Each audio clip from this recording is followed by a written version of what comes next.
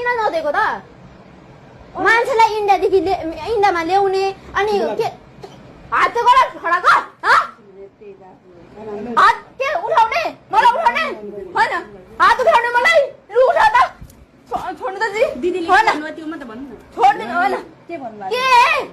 के सम्झेको कस्तो सिस्टम घण्टाको सिस्टम यस्तो सिस्टम कहाँनिर हुन्छ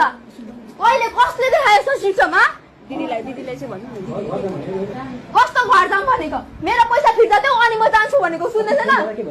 कस्तो फर्म भर्दा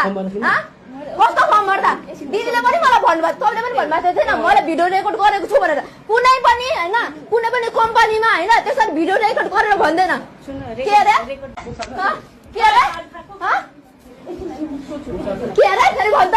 अर्काको दुनियाँको छोराछोरीलाई लिएर यहाँनिर दुनियाँ थुक्का सारा तिमीहरूलाई पाप लाग्छ पाप मैले उहाँलाई सोध्छु के भएको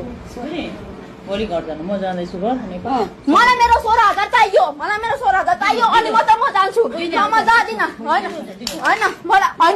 मलाई मेरो 16,000 चाहियो मलाई थाहा भएन दिदीले भन्नु न मलाई भन्नु न मलाई बार भन्नु जसुकैले मलाई 16,000 चाहियो म नेपाल जान्छु मलाई थाहा छैन दिदीले के भनेको थाहा छैन मलाई उनीसँग कुनै पनि सरकार छैन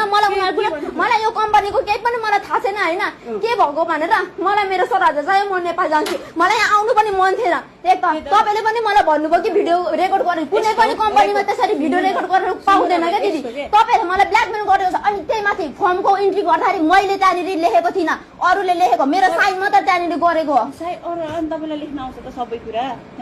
जुनै पनि जहाँसुकै जाओस् जुनै पनि होइन एसएलसी नै दियोस् जुनै पनि कम्पनीमा दियोस् फर्म आफूले भर्ने हो नि त मैले त त्यहाँनिर गरेको छुइनँ नि त होइन मैले त्यहाँनिर गरेको छैन मैले होइन छोडिदिनु होइन मलाई थाहा भएन उहाँसँग मेरो कुनै सरकार छैन उहाँको र मेरो कुरा यहीँनिर सकेको अर्जुन दाइले यहाँ लिएर आउनु मेरो पैसा चाहियो मलाई अहिलेको तँ मलाई जसरी लिएको त्यस्तै मलाई पठाइदिनु मलाई तपाईँले मलाई भन्नुभएको थिएन दिदीले भोलि मलाई गार्मेन्ट लानुहुन्छ कि हुन्न भनेर होइन लानुहुन्छ भने भने उहाँले के भन्नुभयो थाहा छ फोटोमा पो अरे त मलाई त फोटोमा हालेर देखाउँछु भन्ने गरे होइन छोड्नु होइन कस्तोमा होइन तपाईँले यो दिदीको अगाडि यो दिदीले होइन भनेको छैन त्यस्तो के अरे फोटोमा त्यसरी भन्नु यो दिदीले अनि यो दिदीले पनि भनेको किन मोडर्न फेसन लेखेको छ भनेर भनेको हो नि होइन अनि किन यो दिदीले चाहिँ फोटोमा मात्र हो त्यस्तो मैले भनेको थिएँ दिदीले त्यस्तो कुरा किन अनि तपाईँले मलाई किन घरको बेला देखायो किन चाहिँ त्यसो भनेको त मलाई चित्त बुझेन नि त